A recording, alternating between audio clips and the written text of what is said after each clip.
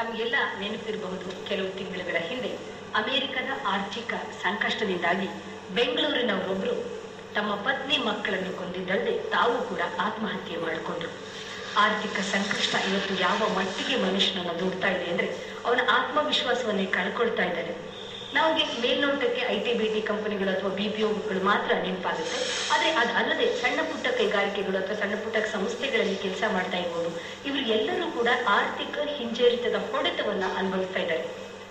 ನೆಂಟರು ಎಲ್ಲ ಬರೋದು, ನೆಂಟರಿಷ್ಟರು ಇರುವುದು ದುಡ್ಡಿದ್ದ ಕಾಲಕ್ಕೆ ಅಂತ ಯಾವ ಕಾಲದಲ್ಲೋ ದಾಸರು ಹೇಳಿದ್ರು. ಸಂಬಂಧಗಳು ಮೊದಲ ಬಾರಿಗೆ ಆರ್ಥಿಕ ಸಂಕಷ್ಟದಲ್ಲಿ ಎದುರುಗೊಳ್ಳುವಂಥದ್ದು ಒಂದು ದುಸ್ತರವಾಗಿ ಹೋಗ್ಬಿಡುತ್ತೆ. ಅದ ಅಲ್ಲದೇನೆ ಮುಂದೇನು ಎನ್ನುವಂತಹ ಭವಿಷ್ಯದ ಆತಂಕದ ಕ್ಷಣಗಳನ್ನ ಒಬ್ಬ ವ್ಯಕ್ತಿ ಎದುರು ನೋಡ್ತಾನೆ. ಅವನೊಳಗೆ ಒಂದು ಅನಿಶ್ಚಿತತೆಯ ಮನೋಭಾವನೆಯನ್ನ ಅದು ದಿನದಿನಕ್ಕೂ ಹೆಚ್ಚು ಮಾಡ್ತಾ ಹೋಗುತ್ತೆ. ಇದು ಒಂದು ರೀತಿಯ ವ್ಯೂಹ. ಈ ವ್ಯೂಹದಿಂದ ಹೊರಗೆ ಬರುವುದು ಹೇಗೆ ಗೊತ್ತಾಗ್ತಾ ಇಲ್ಲ. ಪ್ರಾಯಶಃ ಅದಕ್ಕೊಂದು ಆಪ್ತ ಸಮಾಲೋಚನೆಯ ಅಗತ್ಯತೆ ಖಂಡಿತವಾಗಿಇದೆ. ಈ ಎಲ್ಲ ಹಿನ್ನೆಲೆಯಲ್ಲಿ ಇವತ್ತು ಈ ವಿಚಾರಗಳ ಬಗ್ಗೆ ಮಾತನಾಡೋದಕ್ಕೆ ನಮ್ಮೊಂದಿಗಿದ್ದಾರೆ ಡಾಕ್ಟರ್ ಸುಜೇಂದ್ರ ಪ್ರಕಾಶ್ ಅವರು. ಸುಜೇಂದ್ರ ಪ್ರಕಾಶ್ ಅವರು ಆಪ್ತ ಸಮಾಲೋಚನೆಯಲ್ಲಿ ಬಹಳ ವಿಭಿನ್ನವಾದಂತಹ ಒಂದು ಥಾಟ್ಸ್ ಅನ್ನು ಉಳ್ಳವರು. ಯಾಕೆ ಹಾಗೆ ಹೇಳಿದೆ ಅಂದ್ರೆ ಅವರ PhDಯ ಸಬ್ಜೆಕ್ಟೇ ಅಂಧರು ಬಣ್ಣವನ್ನ ನೋಡುವುದು ಹೇಗೆ, ಬಣ್ಣವನ್ನ ಅವರು ನೋಡಬಹುದು. ಇಷ್ಟು ವಿಶಿಷ್ಟವಾದಂತಹ ಯೋಚನಾ ಕ್ರಮದಿಂದಲೇ ಅವರು ನಮ್ಮ ಮನಸ್ಸು ಅಂದ್ರೆ ಮಿದುಳಿನ ಕಾರ್ಯಶೈಲಿಯನ್ನ ಒಂದು ಹೊಸ ತಂತ್ರಜ್ಞಾನದ ಮೂಲಕ ಗುರುತಿಸಬಹುದು ಎನ್ನುವುದನ್ನು ಕೂಡ ಪ್ರಯೋಗಶೀಲತೆಯಿಂದ ಕಂಡುಕೊಂಡವರು. ಲೈಫ್ ಮ್ಯಾನೇಜ್ಮೆಂಟ್ ಅಕಾಡೆಮಿಯನ್ನ ನಡೆಸ್ತಾ ಇರುವಂತಹ ಸುಜೇಂದ್ರ ಪ್ರಕಾಶ್ ಅವರ ಆಪ್ತ ಸಲಹೆ ಕೂಡ ಬಹಳ ಭಿನ್ನವಾದದ್ದು. ಇವತ್ತಿನ ಇಷ್ಟೊಂದು ಸಂಕೀರ್ಣವಾದಂತಹ ಸಂಕ್ಲಿಷ್ಟವಾದಂತಹ ಒಂದು ವಿಚಾರದ ಬಗ್ಗೆ ಅವರ ಮಾತನ್ನ ಕೇಳೋಣ. ನಾನು ನಿಮ್ಮೆಲ್ಲರ ಪರವಾಗಿ ಅವರನ್ನ ಈ ಕಾರ್ಯಕ್ರಮಕ್ಕೆ ಬರಮಾಡ್ಕೊಳ್ತಾ ಇದ್ದೇನೆ. ನಮಸ್ಕಾರ ಸರ್, ಕಾರ್ಯಕ್ರಮಕ್ಕೆ ಪ್ರೀತಿಯ ಸ್ವಾಗತ. ಇವತ್ತಿನ ಈ ಆರ್ಥಿಕ ಸಂಕಷ್ಟ ಅನ್ನುವುದು ಅನಿಶ್ಚಿತತೆಯಲ್ಲಿ ಒಂದು ಜನಾಂಗವನ್ನೇ ದೂಡಿ ಬಿಡುವಂತಹ ಸಂದರ್ಭ ಇದೆ. ಈ ಸಂದರ್ಭದಲ್ಲಿ ಹೇಗೆ ಎದುರಿಸಬೇಕು ಸಂದರ್ಭವನ್ನ, ಜೊತೆಗೆ ಈಗಾಗಲೇ ಅಲ್ಲಿ ಸಿಲುಕು ಹಾಕೊಂಡಿದ್ರೆ ಉದ್ಯೋಗವನ್ನ ಕಳ್ಕೊಂಡು ಇನ್ಯಾವುದೋ ಸಂಕಷ್ಟಕ್ಕೆ ಒಳಗಾಗಿದ್ರೆ ಅದರಿಂದ ಅವ್ರು ಹೊರಗೆ ಬರೋದು ಹೇಗೆ ಸರ್? ಈಗ ಫಸ್ಟ್ ನಾವು ಬೇಸ್ ಲೆವೆಲ್ ಅನ್ನೋದನ್ನ ಡಿಟರ್ಮಿನ್ ಮಾಡ್ಬೇಕು. ಒಬ್ಬ ವ್ಯಕ್ತಿ 6,000 ಸಂಪಾದನೆ ಮಾಡ್ತಿದ್ರು, ಅದೇ ವ್ಯಕ್ತಿಗೆ 60,000 ಬಂದಾಗ ತಿಂಗಳಿಗೆ ಬದಲಾವಣೆಗಳಾಗ್ತವೆ. ಇಲ್ಲಿಂದ ಇಲ್ಲಿ ಹೋದ. ಸೊ ಇದು ಲೈಫ್ ಸ್ಟೈಲ್ ಚೇಂಜಸ್ ಆಗೇ ಆಗುತ್ತೆ. ಯಾಕಂದ್ರೆ ಮುಂಚೆ ಅವನು ಬಸ್ಸಲ್ಲಿ ಓಡಾಡ್ತಿದ್ದವನು ಈಗ ಬಸ್ ಕಂಡ್ರೇನೆ ಆಗದೆ ಇದ್ದಂಗೆ ಬಸ್ಸಲ್ಲಿ ಹೋಗೋದ ಅನ್ನೋ ಒಂದು ಆಟಿಟ್ಯೂಡ್ ಬರುತ್ತೆ. ಅಥವಾ ಒಂದು ಆಟೋ ಹತ್ತದು ಕಮ್ಮಿ, ಟ್ಯಾಕ್ಸಿಲೇ ಹೋಗ್ಬೇಕು ಅಂತ ಒಂದು ಬರುತ್ತೆ. ಕಾಲಿಲ್ಲದೆ ಇದ್ರೆ ಮನುಷ್ಯನೇ ಅಲ್ಲ ಅನ್ನೋದೊಂದು ಬರುತ್ತೆ. ಸೊ ಈಗ ಥಿಂಕಿಂಗ್ ಎಲ್ಲ ಚೇಂಜ್ ಆಗುತ್ತೆ, ಅವರ ಪ್ರತಿಯೊಂದು ನಡವಳಿಕೆನೂ ಚೇಂಜ್ ಆಗ್ಕೊಂಡ್ ಬರುತ್ತೆ. ಸೊ ಇಲ್ಲಿ ಟ್ರಾನ್ಸಿಷನ್ ಒಂದು ಲೆವೆಲ್ ಇಂದ ಇನ್ನೊಂದಕ್ಕೆ ಬಂದಾಗ ಆ ಲೈಫ್ ಸ್ಟೈಲ್ ಚೇಂಜಸ್ ಏನಾಗುತ್ತೆ ಅದನ್ನ ನಾವು ಪಾಸಿಟಿವ್ ಅನ್ಕೊಂಡ್ಬಿಡ್ತೀವಿ. ಪಾಸಿಟಿವ್ ಅನ್ಕೊಂಡು ಇದೆಲ್ಲ ಒಳ್ಳೇದಕ್ಕೆ ಅಂತ ಅನ್ಕೊಂತೀವಿ. ಇದೇ 60,000 ವ್ಯಕ್ತಿಗೆ 60,000 ರೂಪಾಯಿ ಸಂಬಳ ಸಿಗುತ್ತೆ, 6,000 ಇರಲಿ 55,000 ಸಿಗುತ್ತೆ ಅಂದ್ರೂ ಕೂಡ ಹೋಗಕ್ಕೆ ಇಷ್ಟಪಡೋದಿಲ್ಲ. ಯಾಕೆಂದ್ರೆ ನಾವು ಡೌನ್ ಟ್ರೆಂಡ್ ಅಂದ ತಕ್ಷಣ ಅಯ್ಯೋ ನನಗದು ಆಗೋದಿಲ್ಲ. ಈಗ ಇಲ್ಲಿಂದ ಅಲ್ಲಿಗೆ ಬಂದ ವ್ಯಕ್ತಿ ಇಲ್ಲಿಂದ ವಾಪಸ್ ಬರ್ಲಿಕ್ಕೆ ಆಗುತ್ತಾ ಆಗಲ್ವಾ ಅನ್ನೋದನ್ನ ವ್ಯಕ್ತಿನೇ ನೋಡ್ಕೋಬೇಕು. ಸೊ ಇಲ್ಲಿ ಅದೇ ಬೇಸ್ ಲೆವೆಲ್ ಅನ್ನೋದು. ಈಗ ನೋಡಿ, ನಮ್ಮ ಈಗ ಯಾವುದೇ ಒಂದು ವ್ಯಕ್ತಿಗೆ ಒಂದು ವರ್ಷಕ್ಕೆ 1 ಲಕ್ಷ ರೂಪಾಯಿ ಬಂತು ಅಂದ್ರೆ ಅವನು ಸಂತೋಷವಾಗಿರ್ತಾನೋ ಇಲ್ವೋ, ಇದು ಪ್ರಶ್ನೆ. ಸ್ಟಾಟಿಸ್ಟಿಕ್ಸ್ ಪ್ರಕಾರ ನಮ್ಮ ಪ್ರಪಂಚದಲ್ಲಿ ಒಂದು ವರ್ಷಕ್ಕೆ 1 ಲಕ್ಷ ರೂಪಾಯಿ ಬಂದ್ರೆ ನಾವು 85% ಹೆಚ್ಚಿಗೆ ಅಡ್ವಾಂಟೇಜ್ ಇರೋರು. ಅಂದ್ರೆ ನಮ್ಗಿಂತ ಈ 1 ಲಕ್ಷನೂ ಬರದೇ ಇರೋರು 85% ಜನ ಇದ್ದಾರೆ. ಸೊ 85% ನಾವು ಮೇಲಿರುವಾಗ ನಾವು ಸಂತೋಷ ಪಡಬೇಕು. ಆದ್ರೆ ನೀವು ಎಲ್ಲೇ ಕೇಳಿ 1 ಲಕ್ಷ ಬರೋನ್ಗೆ ತಿಂಗಳಿಗೆ 10,000 ಬರ್ದೇ ಇದ್ರೆ ನಾನು ಏನ್ ಜೀವನ ಮಾಡ್ಲಿ ಅನ್ನೋ ಪ್ರಶ್ನೆ ಬರುತ್ತೆ. ಆದ್ರೆ ತಿಂಗಳಿಗೆ 10,000 ಬರ್ದೇ ಇರುವಂತದ್ದು 85% ಜನ ಜೀವನ ಮಾಡ್ತಿರ್ತಾರೆ ಅನ್ನೋದನ್ನ ಅರ್ಥ ಮಾಡ್ಕೊಳ್ಳಲ್ಲ. ಸೊ ಇಲ್ಲಿ ಲೈಫ್ ಸ್ಟೈಲ್ ಚೇಂಜಸ್ ಇಂಪಾರ್ಟೆಂಟ್. ಈಗ ನಾನು ಯಾವ್ದಕ್ಕೆ ಯೂಸ್ ಆಗಿರ್ತೀನಿ ಕರೆಕ್ಟ್. ಇವಾಗ ಹುಟ್ಟದಾಗಿಂದ ನಾನು ಯೂಸ್ ಆಗಿರಲ್ಲ. 6,000 ರೂಪಾಯಿ ಸಂಬಳ ಬರುವಾಗ ನನಗೆ ಯಾವ್ದು ಅಭ್ಯಾಸ ಇರಲ್ಲ. ಅದು ಆಮೇಲೆ ಬರೀ ಅಭ್ಯಾಸ ಆಗೋದು. ಅಭ್ಯಾಸ ಆದ್ಮೇಲೆ ಆ ಅಭ್ಯಾಸದಿಂದ ವಾಪಸ್ ಬರೋದನ್ನು ಹೊಸದಾಗಿ ಕಲಿಬೇಕಾಗುತ್ತೆ. ಬಟ್ ಇಲ್ಲಿ ನಮ್ಮ ಮನಸ್ಸು ಅಡ್ಡ ಬರುತ್ತೆ. ಅಂದ್ರೆ ನನ್ಗೇನೋ ಲಾಸ್ ಆಗೋಯ್ತು, ನನ್ಗೇನೋ ಆಗ್ಬಾರ್ದಾಗೋಯ್ತು, ನನ್ನ ಲೈಫಲ್ಲೇ ಪೂರ್ತಿ ಎಲ್ಲ ನಿಂತೋಯ್ತು. ನಿಲ್ಲಕ್ ಸಾಧ್ಯ ಇಲ್ಲ. ಯಾಕೆಂದ್ರೆ ಇದೊಂದು ಚಕ್ರ ಇದ್ದಂಗೆ, ಇದೊಂಥರ ಇದು ಮೆರಿಗೋ ರೌಂಡ್ ಅಂತ ಹೇಳ್ತೀವಲ್ಲ ಆ ತರ ಇದ್ದಂಗೆ. ಯಾವ್ದು ಕೆಳಗೆ ಹೋಗುತ್ತೋ ಅದ್ ಮೇಲ್ ಬಂದೇ ಬರುತ್ತೆ, ಯಾವ್ದು ಮೇಲ್ ಹೋಗುತ್ತೋ ಅದ್ ಕೆಳಗ್ ಬಂದೇ ಬರುತ್ತೆ. ಸೊ ಯಾವ್ದು ಮೇಲ್ ಹೋಗಿತ್ತು, ಈಗ ನಂಗೆ 60,000 ಬಂದಾಗ ನಾ ಮೇಲಿದ್ದೆ, ಈಗ ಕೆಳಗ್ ಬರೋ ಚಾನ್ಸ್ ಇರುತ್ತೆ. ತಕ್ಷಣ ಬರ್ಬೋದು, ಆಮೇಲೆ ಬರ್ಬೋದು, ಬರ್ದೇನೂ ಇರ್ಬೋದು. ಬಟ್ ಬಂದಾಗ ನಾನು ಏನ್ ಮಾಡ್ತೀನಿ. ಸೊ ಲೈಫಲ್ಲಿ ಯಾವತ್ತೂ ಅಷ್ಟೇ ನಾವು ಮೇಲ್ ಹೋದಾಗ ಸ್ವಲ್ಪ ತಗ್ಬೇಕು. ತಪ್ಪದೆ ನಾವು ಹಿಗ್ಗುಬಿಟ್ರೆ ಬಿದ್ದು ಸ್ವಲ್ಪ ತಗ್ಬೇಕು. ಅದ್ರ ಕೆಳಗಡೆ ಬಂದಾಗ ಸ್ವಲ್ಪ ಸ್ಟ್ರಾಂಗ್ ಆಗುತ್ತೆ. ಸ್ಟ್ರಾಂಗ್ ಆದಾಗ ನಾವು ಅಟ್ಲೀಸ್ಟ್ ಮೇಲೆ ಹೋಗೋ ತನಕ ಸ್ವಲ್ಪ ಆರಾಮಾಗಿರ್ತೀವಿ, ಇದ್ರ ಮತ್ತೆ ಬಿದ್ದೋಗ್ತೀವಿ. ಸೊ ಈಗ ನಾವು ತಪ್ಪು ಮಾಡೋದೇನು ಅಂದ್ರೆ ಮೇಲ್ ಹೋದಾಗ ತುಂಬಾ ಹಿಗ್ಬಿಡ್ತೀವಿ, ಹಾಗಾಗಿ ಬೀಳೋ ಚಾನ್ಸಸ್ ಜಾಸ್ತಿ. ಕೆಳಗ್ ಬಂದಾಗ ನಾವೇನ್ ಮಾಡ್ಬಿಡ್ತೀವಿ, ಪೂರ್ತಿ ಸೋತು ಬಿಡ್ತೀವಿ, ತುಂಬಾ ಕುಗ್ಬಿಡ್ತೀವಿ, ಅದೊಂದು ಹಾಗೆ ಹೋಯ್ತೇನೋ. ಬಟ್ ಇದೆಲ್ಲ ಇವಾಗ ರಿಯಲ್ ಆಗಿ ಹೇಳ್ಬೇಕು ಅಂತಂದ್ರೆ nothing is permanent, neither failure non success, ಯಾವುದು ಸ್ಥಿರವಲ್ಲ. ಸೊ ಫೇಲ್ಯೂರ್ನ ನಾವು ಪರ್ಮನೆಂಟ್ ಅಂತ ಯಾಕೆ ತಗೋಬೇಕು? ಸೊ ಇಲ್ಲಿಗೆ ಎಂಡ್ ಆಗೋಯ್ತು ಅಂತ ಯಾಕೆ ಅನ್ಕೋಬೇಕು? Because nothing ends. ಇದು ಯಾವ್ದು ಅಷ್ಟೇ ಪ್ರೋಸೆಸ್ ಅಷ್ಟೇ ಹೊರತು ಇದು ಸೈಕಲ್ ಇದ್ದಂಗೆ. ಸೈಕಲ್ ಅಲ್ಲಿ nothing ends. There is no starting point, there is no ending point. So when there is no ending point, why should we bother saying that this is the end of my life, this is the end of everything ಅಂತ? ಯಾಕಂದ್ರೆ ಬಹಳ ಜನ ಸೋತವರು ಕೂಡ ಆಮೇಲೆ ಮೇಲೆ ಬಂದಿದ್ದಾರೆ, ಎಷ್ಟೋ ಜನ ಗೆದ್ದವರು ಕೂಡ ಸೋತಿದ್ದಾರೆ. ಸೊ ಹಾಗಾಗಿ ಸೋಲೋದು ಗೆಲ್ಲೋದು ನಮ್ಮಲ್ಲಿ ಇರುತ್ತೆ ಹೊರತು ಆ ಸಿಚುವೇಶನ್ ಅಲ್ಲಿ ಇರೋದಿಲ್ಲ. ಇದನ್ನ ನಾವು ಅರ್ಥ ಮಾಡ್ಕೊಂಡಾಗ ನಮ್ಮ ಜೀವನ ಮತ್ತೆ ಸುಲಭ ಆಗುತ್ತೆ. ನನಗೆ ಜೀವನ ಸುಲಭ ಅಂದಾಗ ಒಂದು ಈ ಸಂಕಷ್ಟಗಳು ಎದುರಾದಾಗ ಅವರ ಮನೆಯವರು ಹತ್ತಿರದವರು ಅವ್ರಿಗೊಂದು ದೊಡ್ಡ ಸಪೋರ್ಟ್ ಆಗಿ ನಿಲ್ಬೇಕು. ಆದ್ರೆ ಎಷ್ಟೋ ಸಾರಿ ಅದು ಸಿಗದೇನೆ ಮನುಷ್ಯ ಇನ್ನಷ್ಟು ತಲ್ಲಣಕ್ಕೊಳಗಾಗ್ತಾನೆ.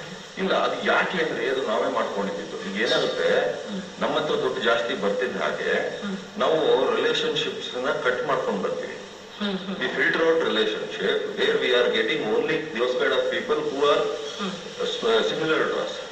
ಈಗ ನಾನು ಕಾರ್ ತಗೊಂಡ್ಮೇಲೆ ಕಾರ್ನಲ್ಲಿ ಓಡಾಡೋರ್ನೇ ಜಾಸ್ತಿ ಜೊತೆ ಓಡಾಡ್ತಿದ್ದೆ ಹೊರತು ಅವ್ನು ಯಾರೋ ಬಸ್ಸಲ್ಲಿ ಬಂದ ಅಂದ ತಕ್ಷಣ ಅವ್ನು ನನಗೂ ಅಷ್ಟು ಇದಿಲ್ಲ. ಅವ್ನು ಕ್ಲೋಸ್ ಫ್ರೆಂಡ್ ಆಗಿರ್ಬೋದು, ಬಟ್ ನಾನೊಂದು ಲೆವೆಲ್ ಹೋದ್ಮೇಲೆ ಅವ್ನು ನನ್ನ ಕ್ಲೋಸ್ ಫ್ರೆಂಡ್ ಅಂತ ಹೇಳ್ಕೊಳಕ್ಕೂ ಇಷ್ಟ ಆಗೋದಿಲ್ಲ. ಹೀಗಾಗಿ ನಾನು ಯಾವಾಗ ಒಂದು ದುಡ್ಡಿಗೆ ಅಥವಾ ಒಂದು ಅಂತಸ್ತಿಗೆ, ಒಂದು ಅಧಿಕಾರಕ್ಕೆ ಅಥವಾ ಒಂದು ಲೆವೆಲ್ಗೆ, ಒಂದು ಕ್ಲಾಸ್ಗೆ ಮರ್ಯಾದೆ ಕೊಡ್ತೀನಿ, ಆ ಜನ ಮಾತ್ರ ನನ್ನ ಹತ್ರ ಇರ್ತಾರೆ. ಈಗ ಈ ಜನ ಬರೋದನ್ನೇ ನನ್ನಲ್ಲಿ ಅಂತಸ್ತಿದೆ ಅಂತ ಅದು ನಾವು ಅರ್ಥ ಮಾಡ್ಕೊಳ್ಳಲ್ಲ. ಅವ್ರನ್ನ ನಾವು ಅನ್ಕೊಳ್ಳೋದು ನಮ್ಮಿಂದ ಬರ್ತಿದ್ದಾರೆ, ನಮ್ಮಿಂದ ಬರ್ತಿಲ್ಲ. ನಾವು ಅದೇ ಅಂತಸ್ತಲ್ಲಿ ಇರೋದ್ರಿಂದ ಅವ್ರು ನಮ್ ಜೊತೆಗೆ ಇರ್ತಾರೆ. ನಾವ್ ಯಾವಾಗ ಅಂತಸ್ತು ಕಳ್ಕೊಂಡ್ರೆ ಅವ್ರ ನಿಮ್ಮಿಂದ ದೂರ ಆಗ್ತಾರೆ. ಅವ್ರು ದೂರ ಆದಾಗ ನಾವು ದುಃಖ ಪಡಬಾರ್ದು, ಯಾಕಂದ್ರೆ ಅವ್ರು ಬಂದಿರೋದೇ ಅದಕ್ಕೋಸ್ಕರ. ಹಾಗಾಗಿ ಅಂತವ್ರು ದೂರ ಆಗೋದ್ರಿಂದ ನಮ್ಗೆ ಲಾಸ್. ನಿಜವಾದ ಸಂಬಂಧಗಳಿಲ್ಲ, ಬೆಳೆಸ್ಕೊಳ್ಳೋದೇ ನಮ್ಮಲ್ಲಿ ಕಲ್ತಿಲ್ಲ. ಎಸ್ಪೆಷಲಿ ಇವಾಗ ಏನಾಗಿದೆ, ನಮ್ಮಲ್ಲಿ ಸೋಕಾಲ್ಡ್ ಮಾಡರ್ನೈಸೇಷನ್ ಇಂದ ಏನಾಗೋಗಿದೆ, ಒಂದು ಫ್ಯಾಮಿಲಿ ಅನ್ನೋದೇನೆ ಆಕ್ಚುಯಲ್ ರಿಲೇಶನ್ಶಿಪ್ಸ್ ಏನು ಅನ್ನೋದನ್ನು ನಾವು ಕಂಡುಹಿಡ್ಕೊಂಡಿಲ್ಲ. ನಮ್ಮಲ್ಲಿ ಪ್ರತಿಯೊಂದು ದುಡ್ಡಿಂದ ಅಳಿಯೋ ಹಾಗೆ ಆಗೋಗ್ಬಿಟ್ಟಿದೆ. ಈಗ ಯಾವ ತಂದೆ ಮಗುಗೆ ಜಾಸ್ತಿ ದುಡ್ಡು ಖರ್ಚು ಮಾಡ್ತಾರೋ ಅವನಿಗೆ ಜಾಸ್ತಿ ಪ್ರೀತಿ ಅಂತ. ಸೊ ಪ್ರೀತಿನ ನಾವ್ ಯಾವಾಗ ದುಡ್ಡಿನಿಂದ ಅಳಿತೀವಿ ಅವಾಗ ದುಡ್ಡೇ ಇಂಪಾರ್ಟೆಂಟ್ ಆಗುತ್ತೆ ಹೊರತು ಪ್ರೀತಿ ಇಂಪಾರ್ಟೆಂಟ್ ಆಗೋದಿಲ್ಲ. ಅವಾಗ ದುಡ್ಡಿಲ್ಲ ಅಂದಾಗ ಅವಾಗ ಪ್ರೀತಿನೂ ಹೊರಟೋಗುತ್ತೆ ಅನ್ನೋದು. ಪ್ರೀತಿ ಇನ್ನೊಂದ್ ಕಡೆ ಸಿಗುತ್ತೆ, ಇನ್ನೆಲ್ಲಿ ದುಡ್ಡಿದೆಯೋ ಅಲ್ಲಿ ಸಿಗುತ್ತೆ ಅಂತ ಹೋಗ್ತೀವಿ.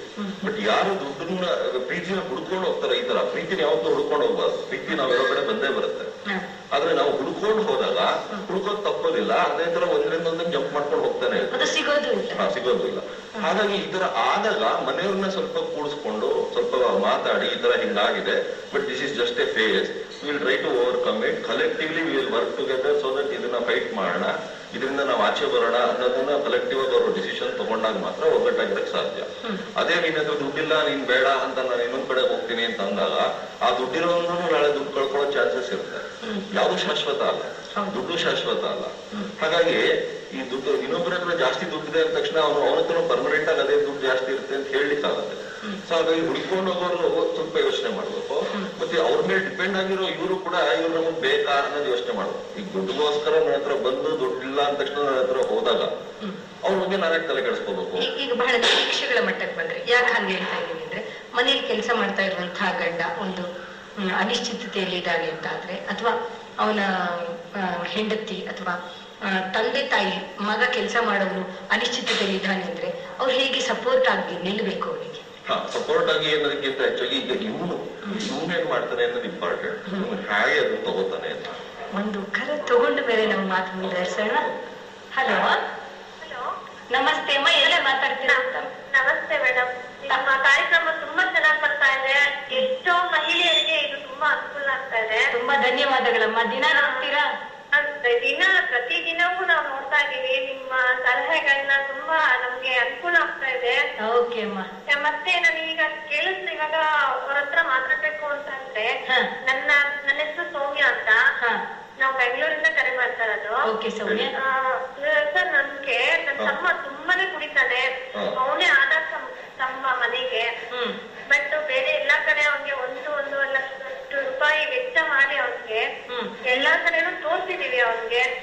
ಬಟ್ ಅವ್ನ್ಗೆ ಅವ್ನ ಮನ್ಸಲ್ಲಿ ಏನಂದ್ರೆ ನನ್ನಲ್ಲಿ ಯಾರು ಪ್ರೀತಿ ತೋರ್ಸಲ್ಲ, ನಾನು ಕುಡಿಯೋನಾಗಿ ಚಿಕ್ಕ ಹುಡುಗರಿಂದಾನೇ ಕಲ್ತ್ಬಿಟ್ಟಿದ್ದಾರೆ. ಅದು ತುಂಬಾ ಕಡೆ ಎಲ್ಲಾ ಕಡೆ ತೋರ್ಸುತ್ತೆ, ಬಟ್ ಏನು ಆಗ್ಲಿಲ್ಲ ಅವ್ನ್ಗೆ ಇವಾಗ್ಲೂ ಬರೀ ಕುಡಿತಾನೆ, ತುಂಬಾ ಸಂಪಾದನೆ ಮಾಡ್ತಾನೆ. ಅಂದ್ರೆ ಯಾವ ರೀತಿನೂ ಪ್ರಯೋಜನ ಇಲ್ಲ ಅವನಿಂದ. ಯಾತರ ಬಿಹೇವಿಯರ್ಸ್ ಎಲ್ಲ ಚೇಂಜ್ ಆಗ್ಬಿಟ್ಟಿದೆ. ಈಗ ನೀವು ಸಮಸ್ಯೆ ಎಷ್ಟು ಹೇಳಿದ್ರು ಸಮಸ್ಯೆಯಲ್ಲಿ ಪರಿಹಾರನು ನೀವೇ ಹೇಳ್ತಾ ಇದ್ದೀರಾ. ಈಗ ನಮ್ಗೆ ನಾವ್ ಯಾವತ್ತು ನಮ್ಗೆ ಎಲ್ಲಿ ಏನು ಸಿಗುತ್ತೋ ಅದ್ರ ಹಿಂದೆ ಹೋಗ್ತೀವಿ. ಸೊ ಯಾವಾಗ ನಮ್ಗೆ ಪ್ರೀತಿ ಅನ್ನೋದು ಅಂದ್ರೆ ಇವಾಗ ಪ್ರೀತಿ ಮಾಡ್ತಿಲ್ಲ ಯಾರು ಅಂತಲ್ಲ, ಆ ಪ್ರೀತಿನ ಯಾವ ತರ ರಿಸೀವ್ ಮಾಡ್ಬೇಕು, ಆ ಪ್ರೀತಿನ ಯಾವ ತರ ವಾಪಸ್ ಕೊಡ್ಬೇಕು ಅನ್ನೋದನ್ನ ಕಲ್ತಿರೋದಿಲ್ಲ. ಇಲ್ಲಿ ಕಲಿಕೆನೆ ಅಡ್ಡ ಬರೋದು. ಸೊ ಯಾವಾಗ ಕಲ್ತಿರೋದಿಲ್ಲ ಅವ್ರಿಗೆ ಈ ಪ್ರೀತಿ ಬೇಡ, ಬೇರೆ ರೀತಿ ಬೇಕು. ಸೊ ಇದು ಈಗ ಕುಡಿಯೋದಾಗ್ಲಿ, ಈಗ ಡ್ರಗ್ ಅಡಿಕ್ಷನ್ ಆಗ್ಲಿ ಅಥವಾ ಬೇರೆ ಇನ್ಯಾವ್ದಾರು ಆಗ್ಲಿ, ಇದು ಒಂಥರ ಎಸ್ಕೇಪಿಸಮ್. ಯಾಕೆಂದ್ರೆ ದೈನಂದಿನ ಪ್ರಾಬ್ಲಮ್ಸ್ ನಮ್ಗೆ ತಡೆಯಕ್ ಆಗದೆ ಇರೋದ್ರಿಂದ, ರಿಯಾಲಿಟಿ ಇಸ್ ವೆರಿ ಹಾರ್ಶ್ ಅನ್ನೋದ್ರಿಂದ we need to escape from reality ಅಂತ ಅಂದ್ಬಿಟ್ಟು ನಾವು ಬೇರೆ ಲೋಕಕ್ಕೆ ಹೋಗೋದಕ್ಕೆ ಟ್ರೈ ಮಾಡ್ತೀವಿ. ಸೊ ಅವ್ನು ಎಲ್ಲಿ ತನಕ ಕುಡಿತಾ ಇರ್ತಾನೆ ಅಲ್ಲಿ ತನಕ ನಿದ್ದೆ ಬರುತ್ತೆ, ಅಲ್ಲಿ ತನಕ ಅವ್ನ್ ಪಾಡ್ದವ್ನು ಇರ್ತಾನೆ, ಅಲ್ಲಿ ತನಕ ಪ್ರಾಬ್ಲಮ್ ಇರಲ್ಲ, ಅವನು ಯಾರ ಜೊತೆಗೂ ತಲೆ ಕೆಡಿಸ್ಕೊಳ್ಳಲ್ಲ, ಯಾರು ಅವನ ಬಗ್ಗೆ ಇದ್ ಮಾಡಲ್ಲ ಅನ್ನೋದು ಒಂದಿರುತ್ತೆ. ಕುಡಿಯೋದ್ ನಿಲ್ಲಿಸ್ಬಿಟ್ಟಾಗ ಅದು ಎಸ್ಪೆಷಲಿ ಜಾಸ್ತಿ ಕುಡಿಯೋರ್ಗೆ ಏನಾಗುತ್ತೆ, ಸಡನ್ ಆಗಿ ನಿಲ್ಲಿಸಿದಾಗ ವಿಡ್ರಾಲ್ ಎಫೆಕ್ಟ್ಸ್ ಅಂತ ಬರುತ್ತೆ. ಆ ವಿಡ್ರಾಲ್ ಎಫೆಕ್ಟ್ ಬರ್ತಿದ್ದಂಗೆ ಜನ ಏನ್ ಮಾಡ್ತಾರೆ, ಇದು ನಂಗೆ ತಡ್ಕೊಳಕ್ ಆಗಲ್ಲ ಅಂತ ಅಂದ್ಬಿಟ್ಟು ಮತ್ತೆ ವಾಪಸ್ಸು ಕುಡಿಯೋದಕ್ಕೆ ಹೋಗ್ತಾರೆ ಹೊರತು ಇದನ್ನ ಸ್ವಲ್ಪ ದಿವಸ ತಡೆದು ಒಂದಷ್ಟು ದಿವಸ ಟ್ರೀಟ್ಮೆಂಟ್ ಕರೆಕ್ಟ್ ಆಗಿ ತಗೊಂಡು ಆಮೇಲೆ ಒಂದು ಸ್ಟೇಜ್ ಬಂದು ಮತ್ತೆ ಚೇಂಜ್ ಮಾಡ್ಕೋಬೇಕು. ಇಲ್ಲಿ ಕಲಿಕೆನೆ ಅಡ್ಡ ಬರೋದು. ನೀವು ಹೇಳಿದ್ರಲ್ಲ ಇವಾಗ ಟ್ರೀಟ್ಮೆಂಟ್ ಅಂತ, ಅವ್ನ ಎಲ್ಲಿ ಕರ್ಕೊಂಡು ಹೋದ್ರೆ ನಮ್ಗೆ ಸಲಹೆ ಕರೆಕ್ಟ್ ಆಗಿ ಅವ್ನಿಗೆ ಎಲ್ಲಿ ತೋರ್ಸಿದ್ರೆ ಎಲ್ಲಿ ಬಿಟ್ರೆ ಅವನು ಸರಿ ಹೋಗ್ತಾನೆ, ಚೆನ್ನಾಗಿರ್ತಾನೆ? ಇಲ್ಲಮ್ಮ, ಇದು ಜಾಗದ ಮೇಲೆ ಡಿಪೆಂಡ್ ಆಗಲ್ಲ, ಅವನ ಮೇಲೆ ಡಿಪೆಂಡ್ ಆಗುತ್ತೆ. ಈಗ ಎಲ್ಲಿ ತನಕ ಅವನಿಗೆ ಚೇಂಜ್ ಆಗೋದಕ್ಕೆ ಇಷ್ಟ ಇರೋದಿಲ್ವೋ ಅಲ್ಲಿ ತನಕ ನೀವ್ ಎಲ್ಲಿ ಕರ್ಕೊಂಡೋದ್ರು ಸೇಮ್ ಪ್ರಾಬ್ಲಮ್. ಇದೇ ತರ ನೀವು ಲಕ್ಷಾಂತರ ರೂಪಾಯಿ ಖರ್ಚು ಮಾಡ್ಕೊಂಡು ಸುಮ್ನೆ ಅವನನ್ನ ರೌಂಡ್ ಓಡಿಸ್ತಾ ಇರ್ಬೇಕಷ್ಟೇ ಹೊರತು. ಇಲ್ಲ ಸರ್, ಅವನೇ ಹೇಳ್ತಾನೆ ನಾನ್ ಕುಡಿಯೋದ್ ಬಿಟ್ಬಿಡ್ತೀನಿ, ನನ್ನ ಒಂದ್ ಹಳ್ಳಿ ಕಡೆ ಎಲ್ಲಾರು ಸೇರಿಸಿ ನಾನು ಅದ್ರ ಬಗ್ಗೆನೆ ಅದ್ರ ತರಾನೇ ಇರ್ತೀನಿ, ಅವ್ರು ಏನ್ ಕೊಡ್ತಾರೋ ಅದೇ ತರ ಇರ್ತೀನಿ ಅಂತ ಹೇಳ್ತಾನೆ. ಬಟ್ ಅಂದ್ರೆ ಅವ್ನು ನಮ್ಗೆ ಎಲ್ಲಿ ಕರೆಕ್ಟ್ ಆಗಿ ಅನ್ನೋದು ಗೊತ್ತಿಲ್ಲಲ್ಲ ಸರ್ ನಮ್ಗೆ. ಅಲ್ಲ, ತುಂಬಾ ಡಿ ಅಡಿಕ್ಷನ್ ಸೆಂಟರ್ಸ್ ತುಂಬಾ ಇದಾವೆ. ನೀವ್ ಯಾವ ಊರಲ್ಲಿರೋದು? ನಾವು ಬೆಂಗಳೂರಲ್ಲಿ ಸರ್. ಬೆಂಗಳೂರಲ್ಲಂತೂ ಒಂದು 1000 ಡಿ ಅಡಿಕ್ಷನ್ ಸೆಂಟರ್ಸ್ ಇದಾವೆ. ನೀವ್ ಎಲ್ಲಿ ಕರ್ಕೊಳ್ಳೋದು ಪರವಾಗಿಲ್ಲ. ನಮ್ಮ ಕಾರ್ಯಕ್ರಮದಲ್ಲೇ ನಾವು ಈ ಹಿಂದೆ ಕೂಡ ಅಂತದನ್ನ ಪ್ರಸಾರ ಮಾಡಿದ್ವಿ. ಖಂಡಿತ ಅವರಿಗೆ ಅದನ್ನ ಆ ಡಿ ಅಡಿಕ್ಷನ್ ಸೆಂಟರ್ ಗಳ ಬಗ್ಗೆ ಹೋಗಿ ಅಡ್ಮಿಟ್ ಆಗ್ಬೇಕು. ಅದು ಶುರುನಲ್ಲಿ ಡಾಕ್ಟರ್ ಕರೆಕ್ಟ್ ಆಗಿ ಸಿಸ್ಟಮ್ಯಾಟಿಕ್ ಆಗಿ ಕಮ್ಮಿ ಮಾಡಿಸಿ ಆಮೇಲೆ ಹೋಗಿಸ್ತಾರೆ. ಆಮೇಲೆ ಸ್ವಲ್ಪ ಸೈಕಲಾಜಿಕಲ್ ಹೆಲ್ಪ್ ಬೇಕಾಗತ್ತೆ. ಸೊ ಯಾವ ತರ ಮತ್ತೆ ಹೊಸ ಜೀವನ ನಡೆಸೋದು, ಅದರಿಂದ ಹ್ಯಾಕ್ ದೂರ ಇರೋದು. ಈಗ ಕುಡಿಯೋರ್ಗೆ ಏನಾಗುತ್ತೆ, ಒಂದೇ ತರದ್ದು ಫ್ರೆಂಡ್ಸ್ ಗಳು ಇರ್ತಾರೆ. ಆ ಫ್ರೆಂಡ್ಸ್ ಗಳನ್ನ ಯಾವ ರೀತಿ ಡೀಲ್ ಮಾಡ್ಬೇಕು, ಇದನ್ನ ಕಲಿಕೆ ಅದು. ಯಾಕೆಂದ್ರೆ ಅವ್ರು ಸಿಕ್ಕಿದ ತಕ್ಷಣ ಅವರಿಂದ ದೂರ ಓಡೋದಕ್ಕೂ ಆಗೋದಿಲ್ಲ. ಯಾಕೆಂದ್ರೆ ಎಷ್ಟೋ ಸಲ ವರ್ಕ್ ಜೊತೆಗೆ ಇರ್ತಾರೆ. ಬಟ್ ಕುಡಿಯೋ ವಿಷಯದಲ್ಲಿ ಅವರನ್ನ ಹೇಗೆ ಇದ್ ಮಾಡ್ಬೇಕು ಅನ್ನೋದನ್ನ ಕಲಿಬೇಕು. ಕಲಿಯೋದನ್ನೇ ಈಗ ಕಲಿಕೆನೆ ಇಂಪಾರ್ಟೆಂಟ್ ಪ್ರತಿಯೊಂದಕ್ಕೂ. ಓಕೆ, ಅವರಿಗೆ ಕರೆ ಮಾಡಿರೋದಕ್ಕೆ ಧನ್ಯವಾದಗಳನ್ನ ಹೇಳೋಣ. ಇನ್ನೊಂದು ಕರೆ ಇದೆ ನೋಡೋಣ. ಹಲೋ ಹಲೋ, ನಮಸ್ತೆ ಅಮ್ಮ, ಎಲ್ಲಿ ಮಾತಾಡ್ತಿರೋದು? ತಮ್ಮ ಹೆಸರು? ನನ್ನ ಹೆಸರು ಶೋಭಾ ಅಂತ, ನಾನು ಯಲಹಂಕದಿಂದ ಮಾತಾಡ್ತಾ ಇರೋದು. ಶೋಭಾ, ಏನ್ ಕೇಳ್ಬೇಕು? ನನ್ ಮಗನ ಬಗ್ಗೆ ಕೇಳ್ಬೇಕು. ಕೇಳಿ ಅಮ್ಮ. ಶೋಭಾ, ಟಿವಿ ವಾಲ್ಯೂಮ್ ಪೂರ್ತಿ ಕಡಿಮೆ ಮಾಡ್ಕೊಂಡ್ಬಿಡಿ. ಮ್ಯೂಟ್ ಮಾಡಿದೆ ಮೇಡಮ್. ಕರೆಕ್ಟ್ ಅಮ್ಮ, ಕೇಳಿ. ನಮಸ್ತೆ ಡಾಕ್ಟರ್. ನಮಸ್ಕಾರ, ಹೇಳಿ. ಸರ್, ನನ್ ಮಗ ಫಸ್ಟ್ ಓದ್ತಿದ್ದಾನೆ. ಫಸ್ಟ್ ಎಲ್ಲ 10th ತನಕ ತುಂಬಾ ಚೆನ್ನಾಗಿದ್ದ. ಆದ್ರೆ ಈಗ ಫುಲ್ ಡಲ್ ಆಗಿದ್ದಾನೆ. ಏನು ಮಕ್ಕಳೆಲ್ಲ ಇಟ್ಕೊಂಡ್ ಬರೋದು, ಮತ್ತೆ ಫ್ರೆಂಡ್ಸ್ ಯಾರು ಫ್ರೆಂಡ್ಸ್ ಮಾಡ್ಕೊಳ್ಳಲ್ಲ. ಈಗ ಒಂಥರ ಒಂಟಿ ತರ ಏನೋ ಒಂಥರ ಆಗ್ಬಿಟ್ಟಿದ್ದಾನೆ. ಅದಕ್ಕೆ ನಾವ್ ಏನ್ ಮಾಡ್ಬೋದು? ನಮ್ಗೂ ತುಂಬಾ ಟೆನ್ಷನ್ ಮನೆಯಲ್ಲಿ.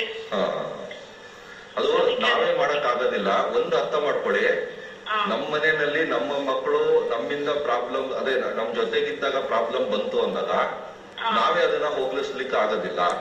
ಇಲ್ಲೇ ಔಟ್ಸೈಡ್ ಇಂಟರ್ವೆನ್ಷನ್. ಇವಾಗ ಹೆಂಗೆ ಅಂದ್ರೆ, ಮನೇಲಿ ಕಾಯಿಲೆ ಬಂತು, ಈಗ ಸಣ್ಣ ಪುಟ್ಟ ಜ್ವರ ಬಂದಾಗ ಮನೆಯಲ್ಲೇ ಟ್ರೀಟ್ಮೆಂಟ್ ಮಾಡ್ಬೋದು. ಆದ್ರೆ ಸ್ವಲ್ಪ ದೊಡ್ಡ ಕಾಯಿಲೆ ಬಂದಾಗ ನಾವು ಆಸ್ಪತ್ರೆಗೆ ಹೆಂಗ್ ಕರ್ಕೊಂಡು ಹೋಗ್ತೀವಿ, ಹಾಗೆ ಇದು ಅಷ್ಟೇ. ನೀವು ಹೇಳೋ ಪ್ರಾಬ್ಲಮ್ ಸ್ವಲ್ಪ ದೊಡ್ಡ ಪ್ರಾಬ್ಲಮ್ ಏನೆ. ಹಾಗಾಗಿ ನೀವು ಕರೆಕ್ಟ್ ಆಗಿ ಅದು ಅವನಿಗೆ ಟ್ರೀಟ್ಮೆಂಟ್ ಬೇರೆ ಕಡೆಯಿಂದ ಕೊಡಿಸ್ಬೇಕೇ ಹೊರತು, ಇದು ಏನಾಗುತ್ತೆ ಪ್ರಾಬ್ಲಮ್ ಅಂದ್ರೆ, ಈಗ SLC ಲೆವೆಲ್ ಇಂದ PUC ಹೋಗೋ ಮಕ್ಕಳಲ್ಲಿ ಗುರಿ ಪ್ರಾಬ್ಲಮ್ ಇರುತ್ತೆ. ಅವ್ರಿಗೆ ಕರೆಕ್ಟ್ ಆಗಿ ಗುರಿ ಏನು ಅನ್ನೋದು ಗೊತ್ತಿರೋದಿಲ್ಲ. ಸೊ ಹಾಗಾಗಿ ಅವರು ಬೇರೆಯವರಿಂದ ಗುರಿನ ತಗೊಂಡಿರ್ತಾರೆ. ಅದು ಹೇಗೆ ಅಚೀವ್ ಮಾಡೋದು ಅನ್ನೋದನ್ನ ಕಲ್ತಿರೋದಿಲ್ಲ. ಅವಾಗ ಅವ್ರಿಗೆ ಡಿಸಪಾಯಿಂಟ್ಮೆಂಟ್ ಜಾಸ್ತಿ ಆಗುತ್ತೆ. ಅವ್ರು ಏನ್ ಮಾಡಕ್ ಹೋದ್ರು ಅವ್ರು ಅನ್ಕೊಂಡಿರೋ ಸಕ್ಸಸ್ ಆಗೋದಿಲ್ಲ. ಯಾಕೆಂದ್ರೆ ನಾವ್ ಎಕ್ಸ್ಪೆಕ್ಟೇಷನ್ಸ್ ಯಾವಾಗ್ಲೂ ಏನ್ ಅನ್ಕೋತೀವಿ, ನಾನು ಇದು ಮಾಡಿದ್ರೆ ಇದು ಆಗ್ಬಿಡ್ಬೇಕು ಅಂತ. ಇಲ್ಲಿ ನಾನು ಒಂದು ಕಂಟ್ರೋಲ್ ಬಗ್ಗೆ ಹೇಳ್ತೀನಿ. ನಮ್ದು ಏನಾಗುತ್ತೆ, ಈಗ ಒಂದು TVC ವ್ಯೂವರ್ ಸಿಂಡ್ರೋಮ್ ಅಂತ ನಾವು ಒಂದು ಕಲ್ತಿರ್ತೀವಿ. ಈಗ ಟಿವಿನಲ್ಲಿ ಏನಾಗುತ್ತೆ, ಪೂರ್ತಿ ಕಂಟ್ರೋಲ್ ನನ್ನ ರಿಮೋಟ್ ಅಲ್ಲಿ ಇರುತ್ತೆ. ನಾನು ರಿಮೋಟ್ ಇಟ್ಕೊಳ್ದೆ ಟಿವಿ ನೋಡಲ್ಲ. ಸೊ ಆ ಟಿವಿ ಕಂಟ್ರೋಲ್ ಇರೋದ್ರಿಂದ ನಾನು ಎಲ್ಲಿಗೆ ಬೇಕೋ ಅಲ್ಲಿಗೆ ಹೋಗ್ಬೋದು, ಮತ್ತೆ ಅಕ್ಯುರಸಿ ಇರುತ್ತೆ. ನನಗೆ ಯಾವ ಚಾನಲ್ ಬೇಕೋ ಆ ಚಾನಲ್ಗೆ ತಕ್ಷಣ ಹೋಗ್ಬೋದು ಅನ್ನೋ ಕಂಟ್ರೋಲ್ ನನ್ಗೆ ಇರೋದ್ರಿಂದ ನನಗೆ ಮನಸ್ಸು ಸಮಾಧಾನ ಇರುತ್ತೆ. ಆದ್ರೆ ಸಡನ್ ಆಗಿ ಈಗ ಲೈಫಲ್ಲಿ ಏನಾಗುತ್ತೆ, ಲೈಫ್ ಟಿವಿ ರಿಮೋಟ್ ಅಲ್ಲ. ಈಗ ಲೈಫಲ್ಲಿ ಏನಾಗ್ಬಿಡುತ್ತೆ, ನಾವು ಈ ಸ್ವಿಚ್ ತುಂಬಿದಾಗ ಅದೇ ಹತ್ಕೊಳುತ್ತೆ ಅಂತ ಎಕ್ಸ್ಪೆಕ್ಟ್ ಮಾಡಿದಾಗ ಅದು ಹತ್ಕೊಳ್ದೆ ಇದ್ದಾಗ ತಕ್ಷಣ ನಮ್ಗೆ ಡಿಸಪಾಯಿಂಟ್ಮೆಂಟ್ ಶುರು ಆಗ್ಬಿಡುತ್ತೆ. ಅಂದ್ಕೊಂಡಿದ್ದಾಗದೆ ಹೋದಾಗ ಆಗುವಂತ ಒಂದು ನಿರಾಸೆ ಇಲ್ಲಿ ಅಂದ್ಕೊಂಡಿದ್ದಾಗಲ್ಲ, ಒಂದು ಅಂದ್ಕೊಂಡು ಹಂಗೆ ಆಗೋದಿಲ್ಲ. ಆಮೇಲೆ ಈಗ ನೋಡಿ, ನಾವ್ ಯಾರೋ ಒಬ್ಬರನ್ನ ಹಿಂಗ್ ಕೇಳಿದ್ರೆ ಇವ್ರು ಹಿಂಗ್ ಹೇಳ್ತಾರೆ ಅಂತ ಅನ್ಕೊಂಡು ಹೋಗ್ತೀವಿ. ಅಥವಾ ಈಗ ಯಾವ್ದೋ ಒಂದು ಇಂಟರ್ವ್ಯೂ ನಾನು ಹೋದ ತಕ್ಷಣ ನಾನು ಚೆನ್ನಾಗಿ ಮಾಡ್ತೀನಿ, ಅವ್ರು ಸೆಲೆಕ್ಟ್ ಮಾಡ್ಬಿಡ್ತಾರೆ ಅಂತ ಅನ್ಕೊಂಡು ಹೋದಾಗ ನಾನು ಚೆನ್ನಾಗಿ ಮಾಡಿದ್ರು ಸೆಲೆಕ್ಟ್ ಆಗದೆ ಇರ್ಬೋದು. ಅವಾಗ ನಿಮ್ಗೆ ಡಿಸಪಾಯಿಂಟ್ಮೆಂಟ್ ಆಗ್ಬಿಡುತ್ತೆ. ಅಥವಾ ನಾನು ಚೆನ್ನಾಗಿ ಮಾಡ್ತೀನಿ ನಂಬಿಕೆ ಕಳ್ಕೊಳ್ಳುವಷ್ಟರ ಮಟ್ಟಿಗೆ ಇದನ್ನೇ ಇವಾಗ ಈ ಆರ್ಥಿಕ ಬಿಕ್ಕಟ್ಟಿಗೂ ಪ್ರಾಬ್ಲಮ್ ಬರೋದಲ್ಲೇನೆ ನಮ್ಗೆ ಏನಾಗ್ಬಿಡುತ್ತೆ, ಆರ್ಥಿಕ ಇದು ಬರ್ತಿದ್ದಂಗೆ ನಾವು ಕಂಟ್ರೋಲ್ಸ್ ಜಾಸ್ತಿ ಬರ್ತಾ ಇರ್ತವೆ. ಈಗ ಹೇಗೆ ಅಂದ್ರೆ ನನ್ನ ಹತ್ರ ಒಳ್ಳೆ ಸೊಫಿಸ್ಟಿಕೇಟೆಡ್ ಕಾರ್ ಇದ್ದಂಗೆ, ಆ ಕಾರ್ ಇದ್ದಾಗ ನಾನು ಪೂರ್ತಿ ಟೋಟಲ್ ಕಂಟ್ರೋಲ್ ಇರುತ್ತೆ. ಯಾವ್ದು ಹೆಂಗ್ ಬೇಕೋ ಹೋಗ್ಬೋದು, ಎಲ್ ಬೇಕೋ ಅಲ್ಲಿ ನಾನು ನಿಲ್ಬೋದು, ಏನ್ ಬೇಕೋ ಮಾಡ್ಬೋದು, ಆತರ ಇರುತ್ತೆ. ಸಡನ್ ಆಗಿ ಬ್ರೇಕ್ ಫೇಲ್ಯೂರ್ ಆದಾಗ ಏನಾಗುತ್ತೆ, ಇದೇ ಪ್ರಾಬ್ಲಮ್ ಆಗುತ್ತೆ. ಸಡನ್ ಆಗಿ ಆದಾಗ ಪ್ಯಾನಿಕ್ ಆಗುತ್ತೆ, ಆಗ್ಲೇಬೇಕು, ಇದು ಸ್ವಾಭಾವಿಕ. ಆದ್ರೆ ಒಬ್ಬ ಕಾರ್ ಓಡಿಸೋದ್ ಕಲ್ತವನು ಸಡನ್ ಆಗಿ ಬ್ರೇಕ್ ಫೇಲ್ಯೂರ್ ಆದಾಗ ನಾನು ಏನ್ ಮಾಡ್ಬೇಕು ಅನ್ನೋದನ್ನು ಕಲ್ತಿರ್ಬೇಕು. ಇಲ್ಲ ಅಟ್ಲೀಸ್ಟ್ ಬೇಕಾದಾಗ ಪ್ಯಾನಿಕ್ ಇದ್ರೂ ಪರವಾಗಿಲ್ಲ, ನಾನು ಏನೇನ್ ಆಕ್ಷನ್ ತಗೋಬೇಕು ಅನ್ನೋದನ್ನ ಮಾಡ್ಕೊಂಡು ಆ ಆಕ್ಷನ್ಸ್ ತಗೊಂಡ್ರೆ ಆ ಪ್ಯಾನಿಕ್ ಕಮ್ಮಿ ಆಗುತ್ತೆ, ಪ್ರಾಬ್ಲಮ್ ಕಮ್ಮಿ ಆಗುತ್ತೆ. ಆ ಪ್ಯಾನಿಕ್ ಆಯ್ತಲ್ಲ ಅಂದ್ಬಿಟ್ಟು ಪ್ಯಾನಿಕ್ ಅನ್ನೇ ದೊಡ್ಡದಾಗಿ ಇಟ್ಕೊಂಡು ನಾನು ಪ್ಯಾನಿಕ್ ಇಂದಾನೇ ನನಗೆ ತೊಂದರೆ ಆಗಿರೋದು, ಇದು ಬ್ರೇಕ್ ಫೇಲ್ಯೂರ್ ಆಗ್ಬಾರ್ದಿತ್ತು ಅಂತ ಹೇಳಿದಾಗ ಬ್ರೇಕ್ ಫೇಲ್ಯೂರ್ ಆಗೋದು ನಮ್ ಕಂಟ್ರೋಲ್ ಅಲ್ಲಿ ಇಲ್ಲ. ಇವಾಗ ಇದೇನಾಗಿದೆ, ಇವಾಗ ಫೈನಾನ್ಷಿಯಲ್ ಸಿಚುವೇಶನ್ ಏನಿದೆ ವರ್ಲ್ಡ್ ಅಲ್ಲಿ, ಇದು ಯಾವ್ದು ನಮ್ ಕಂಟ್ರೋಲ್ ಅಲ್ಲಿ ಇಲ್ಲ. ಸೊ ಅದು ಚೆನ್ನಾಗಾದಾಗ ನಮ್ಗೆ ಬೆನಿಫಿಟ್ ಇರ್ಬೋದು. ಈಗ ಚೆನ್ನಾಗಾದಾಗ ಏನಾಯ್ತು ಅಂದ್ರೆ ಅವಾಗ ಎಂಪ್ಲಾಯ್ಮೆಂಟ್ ಜಾಸ್ತಿ ಆಯ್ತು, ಎಂಪ್ಲಾಯ್ಮೆಂಟ್ ಜಾಸ್ತಿ ಆಯ್ತು, ಎಂಪ್ಲಾಯಬಿಲಿಟಿ ಕಮ್ಮಿ ಆಯ್ತು. ಅಂದ್ರೆ ಕ್ವಾಲಿಫೈಡ್ ಪೀಪಲ್, ಅಂದ್ರೆ qualified in the sense skilled people ಸಿಗ್ತಾ ಇರ್ಲಿಲ್ಲ. ಹಾಗಾಗಿ ಎಲ್ರಿಗೂ ಕೆಲಸ ಸಿಗೋ ಚಾನ್ಸಸ್ ಬರೋದು. ಹಾಗಾಗಿ ನನ್ಗೆ ಇವಾಗ ನನಗೆ ಸಡನ್ ಆಗಿ 25,000 ಸಂಬಳ ಬಂತು ಅಂದ ತಕ್ಷಣ ನನ್ಗೆ 25,000 ನಾನು ಕೆಲಸ ಮಾಡ್ತಿದ್ರಿಂದ ಕೊಡ್ತಾರೋ ಇಲ್ಲ ಅವ್ರಿಗೆ ಬರ್ತಿರೋದ್ರಿಂದ ಕೊಡ್ತಾರೋ ನಾವು ಯೋಚನೆ ಮಾಡಲ್ಲ. ನಾವ್ ಅನ್ಕೊಳ್ಳೋದು ನನ್ನಿಂದಾನೇ ಕೊಡ್ತಾ ಇರೋದು ಅಂತ ಅನ್ಕೊಂಡ್ಬಿಡ್ತೀವಿ. ಯಾವಾಗ ಸಡನ್ ಆಗಿ ನನ್ನ ಆಚೆ ತೆಗಿತಾರೆ ಅವಾಗ ನಾನು ಅವ್ರು ತೆಗೆದ್ರು ಅಂತ ಹೇಳ್ತೀವಿ ಹೊರತು ನನ್ನಲ್ಲೇ ಪ್ರಾಬ್ಲಮ್ ಇತ್ತು, ನಾನು ಏನ್ ಕಲಿಬೇಕು ಅದನ್ನ ಕಲಿಯಿಲ್ಲ ಅಂತ. ಈಗ ಯಾವಾಗ ನಾವು ಕೆಳಗ್ ಬೀಳ್ತೀವಿ ಅಥವಾ ಬೀಳ್ಬಹುದು, ಇವಾಗ ಎಷ್ಟೋ ಜನಕ್ಕೆ ಪ್ಯಾನಿಕ್ ಇರುತ್ತೆ, ನಾವು ಈ ತರ ನಾವು ಕೆಲಸ ಕಳ್ಕೋಬಹುದು ಅಂತ. ಕೆಲಸ ಕಳ್ಕೋಬಹುದು ಅನ್ನೋರು ಫಸ್ಟ್ ಏನ್ ಮಾಡ್ಬೇಕು, ಯಾವ್ದಾದ್ರು ಒಂದು ಸ್ಕಿಲ್ ಸೆಟ್ ನ ಇಂಪ್ರೂವ್ ಮಾಡ್ಬೋದು. ಆತ್ಮೀಯ ವೀಕ್ಷಕರ, ಈಗೊಂದು ಚಿಕ್ಕ ವಿರಾಮದ ನಂತರ ನಮ್ಮ ಕಾರ್ಯಕ್ರಮ ಮತ್ತೆ ಮುಂದುವರಿಯುತ್ತೆ. ಕಾರ್ಯಕ್ರಮಕ್ಕೆ ಮತ್ತೊಮ್ಮೆ ಸ್ವಾಗತ. ಈ ಆತ್ಮಹತ್ಯೆ ಒಂದ್ ರೀತಿಯ ಚೈನಿಗಾಗೋ ಏನು ರೈತರ ಆತ್ಮಹತ್ಯೆಗಳು ಅಥವಾ ಇತ್ತೀಚಿನ ದಿನಗಳಲ್ಲಂತೂ ಆರ್ಥಿಕ ಸಂಕಷ್ಟದಿಂದ ಆಗ್ತಾ ಇರುವಂತಹ ಆತ್ಮಹತ್ಯೆಗಳು. ನಾವು ಪತ್ರಿಕೆಗಳಲ್ಲಿ ಕೆಲಸ ರಿಸಲ್ಟ್ ಬಂದಾಗ ಮಕ್ಕಳು ಆತ್ಮಹತ್ಯೆ ಮಾಡ್ಕೊಂಡು ಬಿಡ್ತಾರೆ. ಏನು ಈ ಆತ್ಮಹತ್ಯೆ ಇರುವಂತದ್ದು? ಆತ್ಮಹತ್ಯೆ ಅನ್ನೋದು ಇಟ್ಸ್ ಎ ಪೆರಿನಿಯಲ್ ಪ್ರಾಬ್ಲಮ್. ಒಂದೊಂದು ಶುರು ಆಗಿದ್ದಲ್ಲ ಅಥವಾ ಇವಾಗ ಇರೋದಲ್ಲ. ಆತ್ಮಹತ್ಯೆ ಮಾಡ್ಕೊಳ್ಳೋರು ಕಾರಣ ಇದ್ರು ಮಾಡ್ಕೋತಾರೆ, ಕಾರಣ ಇದ್ರು ಮಾಡ್ಕೋತಾರೆ. ಬಟ್ ಈಗ ಬಲವಾದ ಕಾರಣವೇ ಬೇಕು ಅಂತೇಳಿ ಬಲವಾದ ಕಾರಣ ಬೇಕಾದ್ರಿಗೆ ಇರೋದು ಇಲ್ಲ ಒಂದು. ಆಮೇಲೆ ಈಗ ಅವ್ರಿಗೆ ಏನ್ ಅನ್ಸುತ್ತೆ, ಆ ಸ್ಥಿತಿನಲ್ಲಿ ಮುಂದೆ ಇನ್ನೇನು ಇಲ್ಲ, ಫ್ಯೂಚರೇ ಇಲ್ಲ, ಎಂಡ್ ಆಗೋಯ್ತು. ಯಾಕೆ ಅಂದ್ರೆ ಅವರು ಒಂದು ಇದ್ ಮಾಡಿರ್ತಾರೆ, ಏನೋ ರೆಸ್ಟ್ರಿಕ್ಷನ್ ಮಾಡಿರ್ತಾರೆ, ಇದು ಆಗೋದಿದ್ರೆ ಹೀಗೆ ಆಗ್ಬೇಕು. ಅಂದ್ರೆ ಪ್ರಪಂಚ ನಾನು ಹೇಳಿದಾಗಲೇ ತಿರುಗ್ಬೇಕು, ಹೇಳಿದ ಹಾಗೆ ತಿರುಗ್ಬೇಕು. ಈಗ ನೀವು ಕೋಳಿ ಕತೆ ಕೇಳಿರ್ಬೋದು, ಅದು ಕೂಗಿದ್ರೆ ಬೆಳಕಾಗೋದು ಅಂತ ಅನ್ಕೊಂಡಾಗ ಅದು ಕೂಗಿದ್ರು ಬೆಳಕಾಗ್ಲಿಲ್ಲ ಅಂದ್ರೆ, ಅಥವಾ ಅದು ಕೂಗದೆ ಇದ್ದಾಗಲೂ ಬೆಳಕಾಯ್ತು ಅಂತಂದಾಗ ಅವಾಗ ಏನೋ ಆಗೋಯ್ತು, ಪೂರ್ತಿ ಮುಳುಗೆ ಹೋಗಿ ನಿಲ್ಲ ಬದುಕು ಅನ್ನೋ ಒಂದು ಡಿಸಿಷನ್ ತರ್ತಾರೆ. ಇದು ಸೂಸೈಡ್ ಮಾಡ್ಕೊಳ್ಳೋದಕ್ಕೆ ಬೇಸಿಕ್ ಆಗಿ ಪ್ರಾಬ್ಲಮ್ ಬರೋದು ಡಿಪ್ರೆಷನ್. ಸೊ ಈಗ ಡಿಪ್ರೆಷನ್ ಅನ್ನೋದು ಒಂದು ಕಾಲದಲ್ಲಿ 30-35 ವರ್ಷಕ್ಕೆ ಬರೋದು ಈಗ 8 ವರ್ಷದ ಮಕ್ಕಳಲ್ಲೇ ಶುರು ಆಗುತ್ತೆ. ಅದಕ್ಕೆ ಏನಕ್ಕೆ ಅಂದ್ರೆ ಆ ಡಿಪ್ರೆಷನ್ ಬರದೇ ಇರೋದಕ್ಕೆ ನಾವು ಆದಷ್ಟು ಆಕ್ಟಿವ್ ಇರಬೇಕು. ನಮ್ಮಲ್ಲಿ ಏನಾಗ್ತಿದೆ ಅಂದ್ರೆ ಸೋಕಾಳ್ ನಮ್ಮ ಸಿಸ್ಟಮ್ ಅಲ್ಲಿ ಬ್ರೈನ್ ಡೆವಲಪ್ಮೆಂಟ್ ಬಹಳ ಕಮ್ಮಿ ಆಗ್ತಾ ಇದೆ. ಹಾಗಾಗಿ ಆ ಬ್ರೈನ್ ಡ್ಯಾಮೇಜೇ ಜಾಸ್ತಿ. ಹಾಗಾಗಿ ನಮ್ಗೆ ಕೇಪಬಿಲಿಟಿ, ಥಿಂಕಿಂಗ್ ಕೇಪಬಿಲಿಟಿ ಇರೋದಿಲ್ಲ, ಅಂದ್ರೆ ರಿಯಲ್ ರ್ಯಾಷನಲ್ ಕೇಪಬಿಲಿಟಿ ಅನ್ನೋದು ಇರೋದಿಲ್ಲ. ಸೊ ಅವಾಗ ನಮ್ಗೆ ಯಾವ್ದೇ ಸಿಚುಯೇಷನ್ ಬಂದಾಗ ನಮ್ಗೆ ಸಮಸ್ಯೆಗೆ ಪರಿಹಾರ ಇದೆ ಅನ್ನೋದಕ್ಕೆ ಯೋಚನೆ ಮಾಡೋ ರೀತಿನೂ ಬರೋದಿಲ್ಲ. ಮತ್ತೆ ನಾವು ಬೇರೆಯವ್ರನ್ನ ಆದಷ್ಟು ಒಂದು ಕ್ಷಣದಲ್ಲೇ ತುಂಬಾ ಸುಲಭವಾಗಿರೋ ಮಾರ್ಗ ಸೊಲ್ಯೂಷನ್ ಕೇಳ್ತೀವಿ. ಈಗ ನಮ್ಗೆ ಪ್ರಾಬ್ಲಮ್ ಇದೆ, ಎಷ್ಟೇ ದೊಡ್ಡ ಪ್ರಾಬ್ಲಮ್ ಇದ್ರು ನಾವು ಹೋದ ತಕ್ಷಣ ಅವರು ಎಲ್ಲಾ ಸಮಸ್ಯೆಗೂ ಉತ್ತರ ಹೇಳ್ಕೊಡ್ಬೇಕು, ಅವ್ರು ಹೇಳ್ದಂಗೆ ನಾವು ಮಾಡ್ಬಿಟ್ರೆ ಎಲ್ಲಾ ಸಮಸ್ಯೆಗೂ ಪರಿಹಾರ ಸಿಕ್ಕೊಡ್ಬೇಕು ಅಂತ. ಬಟ್ ಲೈಫ್ ಮುಂಚೆ ತರ ಅಷ್ಟು ಸಣ್ಣದಾಗಿಲ್ಲ. It is very complicated and very complex. So ಈ ಕಾಂಪ್ಲೆಕ್ಸಿಟಿನಲ್ಲಿ ನಾವು ಹೇಗೆ ಮಾಡಬೇಕು ಅಂತಂದ್ರೆ ಸ್ವಲ್ಪ ಟಾಲರೆನ್ಸ್ ಇರಬೇಕು. ಆ ಫ್ರಸ್ಟ್ರೇಷನ್ ಟಾಲರೆನ್ಸ್ ಅಂತ ಹೇಳ್ತೀವಿ. ಸ್ವಲ್ಪ ನಾವು ಅದನ್ನ ಕರೆಕ್ಟ್ ಆಗಿ ಸಿಸ್ಟಮ್ಯಾಟಿಕ್ ಆಗಿ ಮಾಡೋದನ್ನ ಕಲಿಬೇಕು. ನಾವು ಸಿಸ್ಟಮ್ಯಾಟಿಕ್ ಆಗಿ ಮಾಡಲ್ಲ, ಹ್ಯಾಪಸರ್ಡ್ ಆಗಿ ಮಾಡ್ತೀವಿ. ಸೊ ಎಲ್ಲ ಇದು ಮಾಡಿದಾಗ ನನ್ ಫೇಲ್ಯೂರ್ ಆಯ್ತು ಅಂದ ತಕ್ಷಣ ಫೇಲ್ಯೂರ್ನೇ ಎಂಡ್ ಅಂತ ತಿಳ್ಕೊಳ್ಳೋದೇನೆ ಪ್ರಾಬ್ಲಮ್. ಎಲ್ಲವೂ ಯಾಕೆಂದ್ರೆ ಒಂದು ಹುಡುಗ ಕೈ ಕೊಟ್ಟ ಅಂದ್ರೆ ಹುಡುಗಿ, ಅಥವಾ ಹುಡುಗಿ ಕೈ ಕೊಟ್ರೆ ಹುಡುಗ, ಇದು ಎಲ್ಲವೂ ಕೂಡ ಅಂದ್ರೆ ಅವರ ಎಲ್ಲಿ ಒಂದು ವಿಫಲತೆ ಕಂಡು ಬಂತು ಅದೆಲ್ಲವೂ ಆತ್ಮಹತ್ಯೆಗೆ ಲೀಡ್ ಮಾಡೋ ಹಾಗೆ ವರ್ತಿಸ್ತಾರೆ. ಅದು ಈಗ ಕೆಲವು ಕಡೆ ಸೂಸೈಡ್ ರೇಟ್ ಜಾಸ್ತಿ ಯಾಕೆ ಅಂದ್ರೆ ಅವ್ರು ಕಷ್ಟ ನೋಡಿರೋದಿಲ್ಲ. ಈಗ ನೋಡಿ ಬೆಂಗಳೂರಲ್ಲಿ ಸೂಸೈಡ್ ಸಿಟಿ ಅಂತ ಕರಿತೀವಿ ಅಂತಂದ್ರೆ ನಮ್ಮ ಇಂಡಿಯಾದಲ್ಲೇ ರೀಸೆಂಟ್ ಸ್ಟಾಟಿಸ್ಟಿಕ್ಸ್ ಪ್ರಕಾರ ಪ್ರತಿ ದಿವಸ 366 ಜನ ಸೂಸೈಡ್ ಮಾಡ್ಕೊಂಡು ಸಾಯ್ತಾ ಇದ್ದಾರೆ ಪ್ರತಿ ದಿವಸ. ಸೊ ಯಾಕಾಗುತ್ತೆ ಅಂದಾಗ ನಮ್ಮ ಲೈಫ್ ಸ್ಟೈಲ್. ಇವಾಗ ನಾನು ತುಂಬಾ ಕಷ್ಟದಲ್ಲಿ, ಇವಾಗ ಯಾವುದೋ ಆಫ್ರಿಕಾದಲ್ಲಿ ಯಾವುದೋ ಒಂದು ಬುಷಲ್ಲಿ ಇರ್ತೀನಿ, ಅಥವಾ ಯಾವುದೋ ಅಮೆರಿಕಾದಲ್ಲಿ ಇವಾಗ ಅಲಾಸ್ಕಾ ಅಂತ ಕಡೆ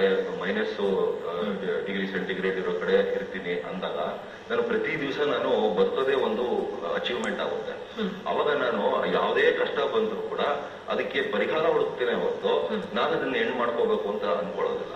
ಬಟ್ ನಾವು ಯಾವಾಗ ಸುಲಭದಲ್ಲಿ ಬದುಕ್ಕೊಡ್ತೀವಿ, ನಮ್ಗೆ ಎಲ್ಲಾ ಕೆಲಸ ಸುಲಭ. ಈಗ ಅದಕ್ಕೆ ನಾನು ಬ್ರೇಕ್ ಫೇಲ್ಯೂರ್ ಹೇಳಿದ್ದು, ನಾವು ಕಾರ್ ಓಡಿಸುವಾಗ ಪ್ರತಿಯೊಂದು ಸುಲಭ ಆಗೋಗಿದೆ. ಯಾಕಂದ್ರೆ ಹಳೆಯ ಕಾರ್ಗು, ನಾವು ಅಂಬಾಸಿಡರ್ ಕಾರ್ಗು ಈಗಿನ ಕಾರ್ಗು ಬಹಳ ವ್ಯತ್ಯಾಸ ಇದೆ. ಈಗ ನಾವು ಆಕ್ಷನ್ಸ್ ಬಹಳ ಕಮ್ಮಿ, ಎಫರ್ಟ್ ಬಹಳ ಕಮ್ಮಿ, ಎಲ್ಲ ಸುಲಭವಾಗಿ ಟಿವಿ ಚಾನೆಲ್ ಚೇಂಜ್ ಮಾಡ್ದಂಗೆ ಮಾಡೋದ್ರಿಂದ ಸಡನ್ ಆಗಿ ಅದು ವರ್ಕ್ ಆಗದೆ ಇದ್ದಾಗ ನಮ್ಗೆ ಎಲ್ಲೂ ಮಾರ್ಗನೇ ಕಾಣಲ್ಲ, ಮುಂದೆ ಕಾಣೋದೇ ಇಲ್ಲ. ಯಾಕೆಂದ್ರೆ ಪ್ರತಿಯೊಂದು ನಾವು ಅನ್ಕೊಂಡಂಗ ಆಗಿರೋದ್ರಿಂದ ನಾವು ಅನ್ಕೊಳ್ಳದೆ ಇದ್ದಂಗೆ ಆದಾಗ ತಡ್ಕೊಳಕ್ಕಾಗಲ್ಲ. ಡಿಸಪಾಯಿಂಟ್ಮೆಂಟ್ ಇರಲಿ, ಈವನ್ ಒಂದು ಸಣ್ಣ ಸೋಲು ಕೂಡ ನಾವು ಸೋಲನ್ನ ಎಂಡಕ್ಕೆ ತಂದ್ಕೋತೀವಿ. So failure is part of the development and always failure is stepping stone for success ಅಂತಾನು ಹೇಳ್ತೀವಿ. ಬಟ್ ಆದ್ರೆ ಫೇಲ್ಯೂರ್ನೇ ನಾವು ದೊಡ್ಡದು ಅಂತ ಅನ್ಕೊಂಡು ಅದೇ ಎಂಡ್ ಅಂತ ಅನ್ಕೊಂಡಾಗ್ಲೇ ಪ್ರಾಬ್ಲಮ್.